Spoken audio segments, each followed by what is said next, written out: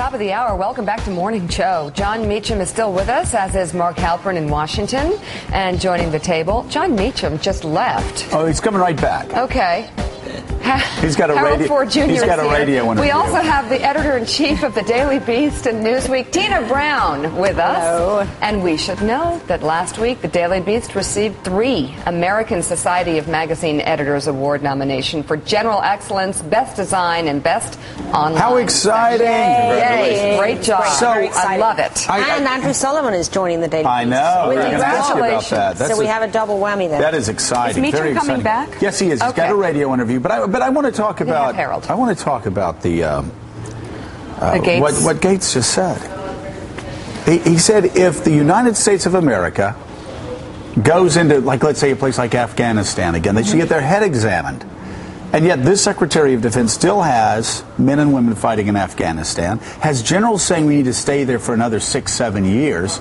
And again, it goes back to what we say. Militarily, strategically, keeping our troops in Afghanistan makes no sense at this point. None. There is no end game other than both sides don't want to be blamed for losing this war. Well, and when are those who have control of the situation going to say that? Everyone else is saying He just did. Well, there's also the way that they're announcing now withdrawing troops from areas They're that not at other gonna leave. times they've said have been vital places, and now they're basically saying no, these places are not vital. They're not. It's not working. We're pulling out. Right. And it's a terrible thing if for a parent whose son died there. Did he say we're pulling out? No, Did he say didn't. it's over? No, Did he he's say not. we're going to leave? Of course not. He's not saying that. He's saying the truth, though, which is these I are read this? unwinnable wars, and the president knows it. The Secretary of Defense knows it.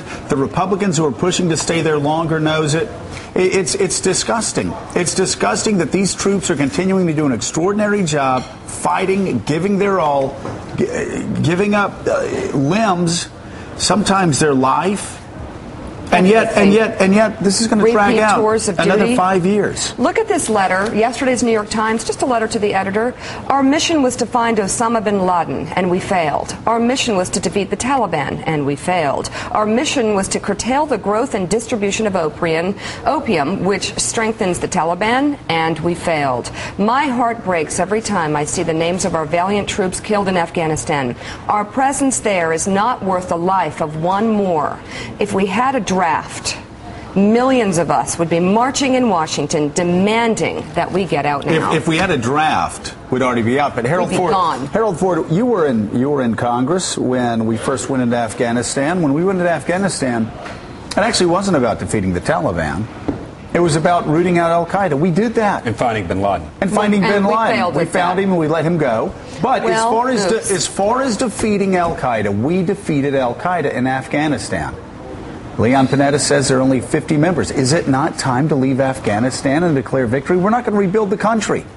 At a minimum, it's time to define what our goal is, and it's becoming increasingly clear that it's at this moment, and it's becoming increasingly clear that goal is either hard to articulate or it's hard to achieve. And if that is the case, and certainly Gates' comments are evidence that something is not quite right in terms of our goals and our strategy to achieve those goals, you have to begin to think that now is the time to begin to withdraw troops in a substantial way.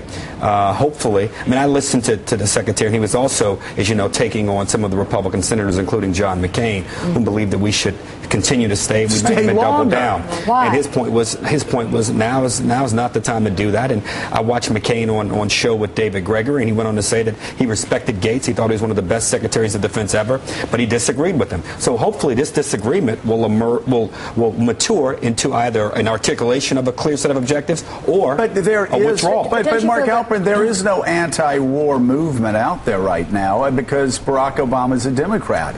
There isn't the type of agitation we had while George W. Bush was in there.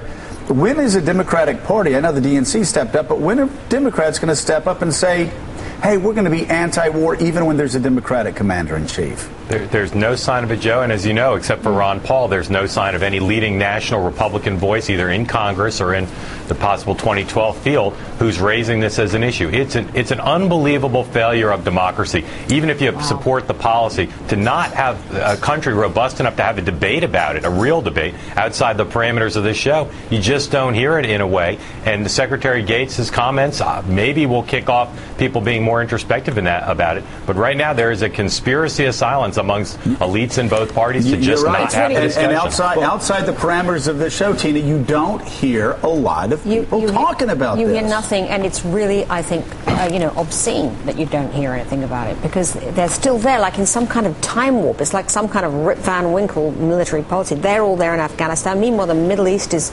exploding in this huge kind of push for democracy, and there's Afghanistan, our soldiers, sort of stuck there in this failed policy that no one wants to admit. And you wonder whether or not Obama has just sort of subcontracted policy out to David Petraeus. What is going on there, that there isn't any sense? Well, wait, Tina, when McChrystal got in trouble and got booted out, we said here, and anybody that follows it knows, McChrystal was only channeling Petraeus. Absolutely. Petraeus has always said, I need to stay here for another 10 years. Right. McChrystal said, I need to stay there another 10 years. The generals still believe they need to stay there another 10 years. And the president's playing this game, we're leaving in 11. Oh, no, we're leaving in 14. Actually, we're leaving in 17. Yeah, he's just simply pushed it on to David Petraeus, and now that he fired McChrystal, how's he going to go against David Petraeus, in a sense? It's a very, very strange dilemma. The New York Times reported this Sunday that we are actually withdrawing troops from an area in Afghanistan where Petraeus said we needed to commit more troops. Right. So there's obviously a lot of acknowledgement of what we're saying. Not to defend the previous policy or this policy, but remember, part of what we were trying to do, at least that's what Bush said, was export democracy. Could one not make an argument that what's happening in Tunisia, what's happening in Egypt, what's happening in other parts of the Middle East, even experts are saying that Bush's efforts played some role. Now the question is, was the cost what we need to let? No. I would fully agree. But at the same time, there are those who argue that what we did in Afghanistan and Iraq are producing some of the results or some of the activity in other parts of the Middle East. And the question I would have is, do you agree with that? I don't necessarily fully agree with that, but I'm curious if you agree with that. I agree the combination of George W. Bush's democracy push and Barack Obama's and Hillary speech in Cairo and Hillary Clinton's speech, I think it's all worked together, and that's great. But another man or woman dying in Afghanistan doesn't forward democracy. All it does is stop Republicans and Democrats from taking the blame for a loss. And we could declare victory. We could declare victory and say, there are only 50 Al-Qaeda members out. But Harold, the point to what Harold said is, Peter Beinart actually argues in Newsweek this week the reverse. He says that we could have just waited out Saddam, and that in a way, what you see happening in the Middle East just shows that the democratic push from the grassroots would have eventually. I'm not arguing that point. I'm only saying that's what some of the just playing devil's advocate. I happen to agree with Peter. The Gates moment was remarkable because in 5 seconds there at West Point, he pulled back the curtain on this facade of, conditions on the ground are changing. We're winning. We're doing. He just pulled it back and said, this effort and others like it are futile, is essentially what he said. Have their head examined. Mika, what if you had a 20-year-old son or daughter in Afghanistan right now, and the Secretary of Defense just said, anybody that wants to fight a war in Afghanistan ought to have their head examined, and you've got a commander-in-chief that is allowing this to go on. You've got Republicans who wanted to go further. I'll tell you what, I would be out on the barricades. Chilling. And I think also I respect him greatly for telling the truth. And I do hope too. More leaders will. And I think this conversation needs to come to a close. Like, we need to bring this in for a landing. Wow. There is no one saying that there is some imperative that we must be there. Oh, yeah, must. They are. I mean, what's the imperative? Well, now they're saying that Pakistan will fall. Politicians. It's ridiculous. It's ridiculous. No, I'm saying we're politicians. Wrong about everything else lately, so we're obviously wrong about this. So really, the Afghanistan war has dragged on for 10 years.